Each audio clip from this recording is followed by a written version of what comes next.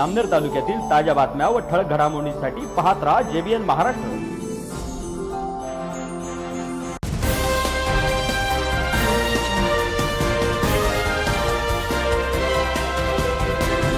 नमस्कार, मी ललिता गोपाळ। पाहूया काही ठळक वृत्त।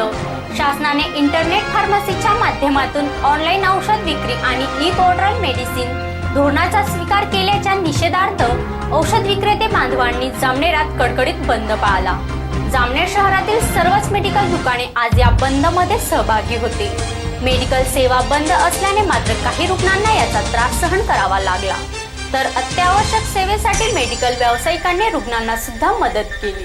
शासन विरोधात औषध विक्रेत्यांनी बंद पुकारल्यामुळे रुग्णांचे हाल होत आहेत। सर्वसामान्य मात्र यापासून वंचित आरोग्य सेवेचा लाभ घेता येत नाही। या बंदाच्या विरोधात या संपाचं नेमकं खरं कारण म्हणजे शासनाने ऑनलाईन औषधी विक्रीला परवानगी दिल्यामुळे यांच्या व्यवसायावर परिणाम होणार आहे। याच्या निषेधार्थ संपूर्ण भारतभरात हा बंद पुकारण्यात आलेला आहे। त्याचप्रमाणे जामनेर तालुक्यातील सुद्धा औषध विक्रेत्यांनी याचा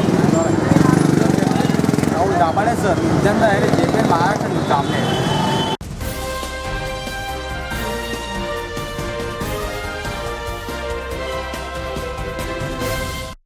जामनेर येथील सामाजिक वनीकरणामार्फत करण्यात येणारे वृक्षारोपण फक्त शोपीस ठरत असून शासनाच्याच असामान्य दुर्लक्षामुळे शासनाचेच लाख रुपये निरर्थक खर्च होत आहेत।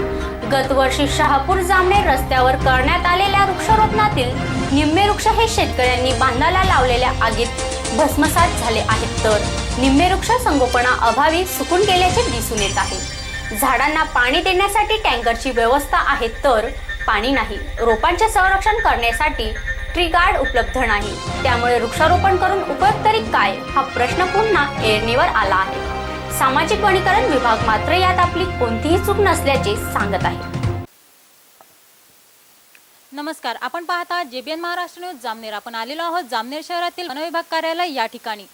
आपण शहापूर ते जामनेर या ठिकाणी रस्त्यांची पाहणी केली असता या ठिकाणी लावलेले दुतर्फा झाडी ही काही कारणास्तव जळालेली आहेत। त्याच प्रकारे काही झाडे ही त्या ठिकाणी उगवलेलीच नाही, तर याबद्दलची अधिक माहिती आपल्याला देतील वनपाल डी मारसाळे यांच्याकडून। मी रोज सकाळी जातो, परंतु जे शेतकरी असतात त्यांना मी वारंवार सांगितलं की आमच्या इथं झाडे लावलेले हे तुम्ही जा फुलकडे लक्ष नका। ते म्हणतात किंवा आम्ही नाही लावलं असे म्हणतात ते। मी नेहमी जातो, ते नेहमी पाणी करतो, पण ते शेतकरी कबलत नाही मॅडम। आमच्याकडं 3 मजूर सध्या चालू आहे, संरक्षण करतात ते।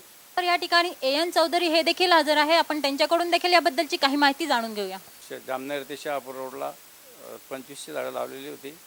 त्याचं टार्गेट आम्हाला 4300 रोपांचं टार्गेट असल्यामुळे 2500 झाडं जामनेर ते शहापूर रोडला लावली। बाकी झाडे मोयगाव ते टाकडी लावले। बाकी मोयगाव ते पिंपरखेड या ठिकाणी लावण्यात आली रोड साईडला। 4300 झाडांचं टार्गेट पूर्ण केलेलं असून तरी ते चांगल्या परिस्थितीत आहे, पण गुराढोरापासून किंवा शेतकऱ्यांपासून हानिकारक झाल्यामुळे त्यामुळे बरीचशी रोपं मेलेली आहेत।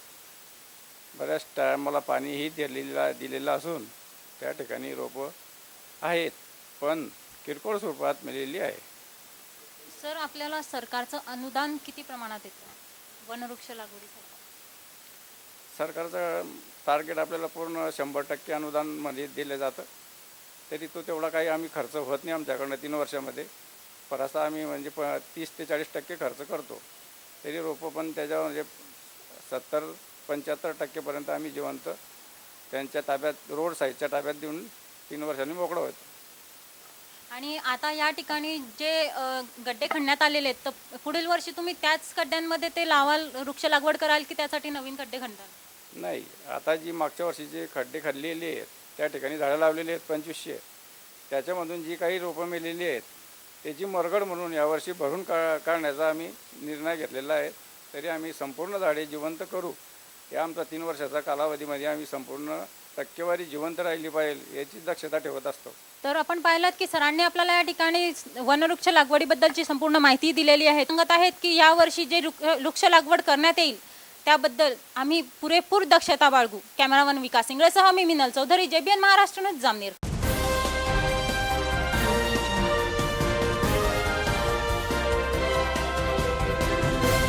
पुन्हा भेटू, तोपर्यंत पाहत राहा JBN महाराष्ट्र न्यूज. नमस्कार.